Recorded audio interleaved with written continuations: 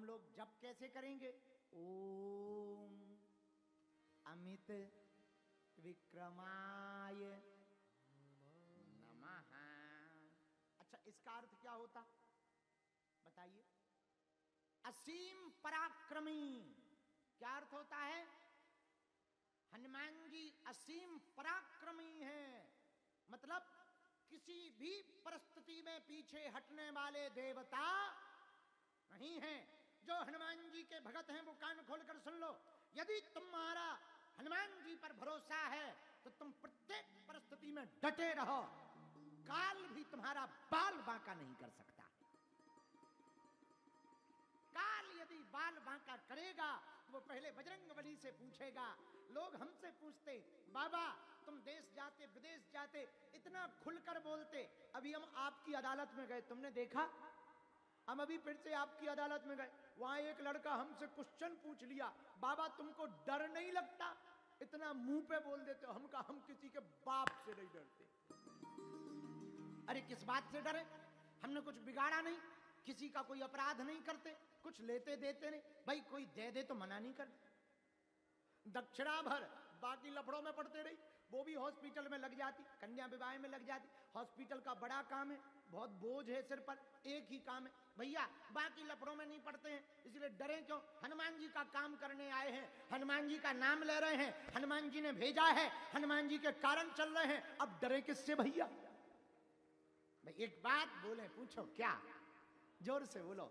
यदि तुम हनुमान जी के भगत हो, बजरंगबली के भगत हो, तो एक बात कान खोल करके सुन लो, हनुमान जी से सीखो। हनुमान जी अमित विक्रम हैं, पराक्रमी हैं, लंका में भी राम नाम का डंका बजा कर आते हैं।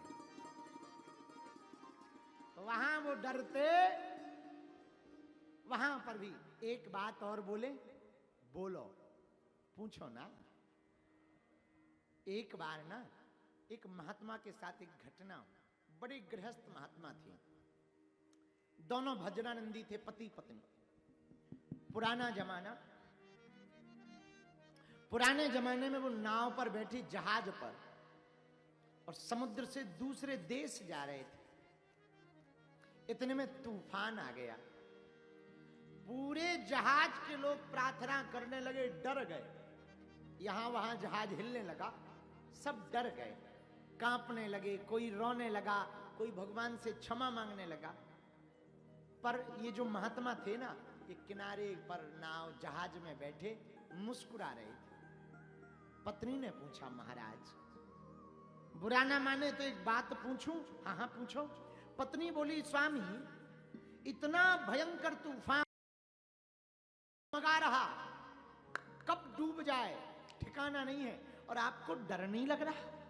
आप अभी भी मुस्कुरा रहे हैं। इतना सुनते ही महात्मा ने बगल में रखी हुई तलवार को उठाया और पत्नी की गर्दन पर रख दिया।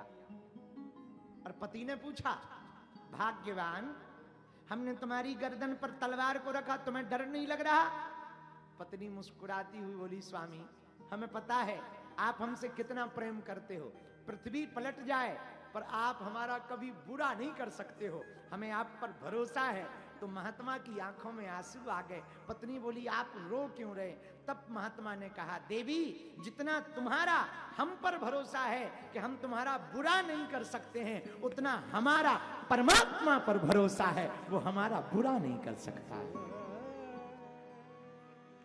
इसलिए चेन्नई के श्रोताओ, यदि तुम बजरंगबली के भगत हो, ठाकुर जी के भगत हो, गोविंद के भगत हो, राम जी के भगत हो, मैया दुर्गा के भगत हो, तिरुपति बालाजी के भगत हो, गणेश जी के भगत हो, हमारी एक बात सुन लो, कान खोलकर सुन लो, आप घबराओ मत, आने दो मुसीबतों को। मुसीबतों का आना बुरा नहीं है, वो तुम्हारी परीक्षा ले रही हैं। परीक्षा से असफल में होकर के तुम निराश ना हो।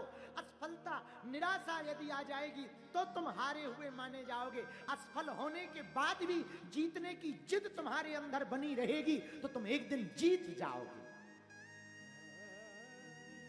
और तुमको जीतना पड़ेगा। याद रखना, न्यूटन ने कम से कम 1000 बार प्रयोग किया, तब वो बल्ब का आविष्कार कर पाया। हवाई जहाज बनाने वाले दोनों भाइयों ने अनेक बार प्रयास किए, विफल रहे, तब जाकर वो हवाई जहाज बना पाए। कार बनाने वाला इंजन अनेक बार विफल रहा, तब जाकर के कार का इंजन सफल हुआ।